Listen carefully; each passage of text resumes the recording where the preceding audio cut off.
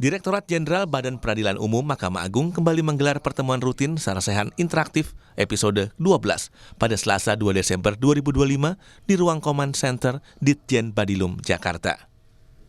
Acara ini mengangkat tema strategis tinjauan pembaruan KUHP, Dasolen, peran pengadilan dalam sistem peradilan pidana.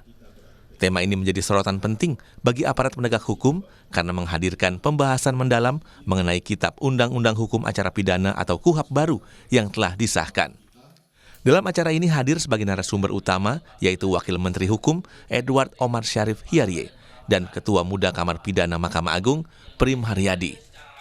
Dalam pemaparannya, Wamenkum yang akrab disapa Edi Hiarie menekankan KUHP baru bukan sekedar mengubah aturan teknis, melainkan mengubah paradigma besar penegakan hukum di Indonesia, yakni mengubah paradigma penegakan hukum pidana dari crime control model menjadi due process model.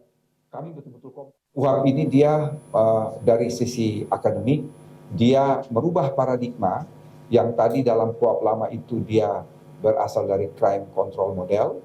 Dia berubah menjadi berangsur-angsur ke due process model.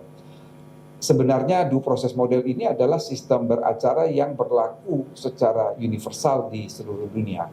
Pada intinya, due process model ini hanya ada dua hal penting. Yang pertama, harus dipastikan bahwa hukum acara pidana itu memberi perlindungan terhadap asasi manusia.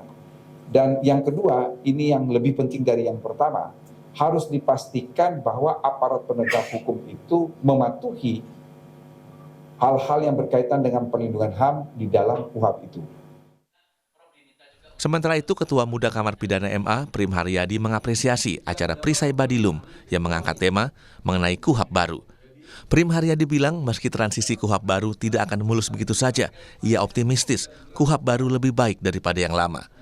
Mahkamah Agung dan Badan Peradilan di bawahnya akan bergegas untuk menerapkan KUHP baru meskipun tidak memiliki waktu yang cukup. Memang sekarang ini Mahkamah Agung akan berpacu dengan waktu ini, ya, masalah perma terkait dengan plea bargaining dan juga hal-hal lainnya yang memang diamanahkan oleh KUHP bahwa itu harus diatur lebih lanjut oleh Mahkamah Agung.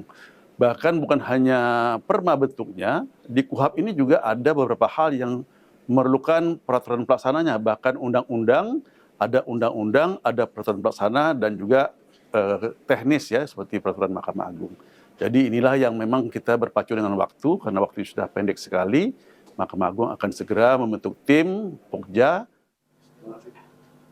Undang-Undang KUHP telah disahkan dan akan diberlakukan mulai 2 Januari 2026 bersamaan dengan pemberlakuan KUHP nasional.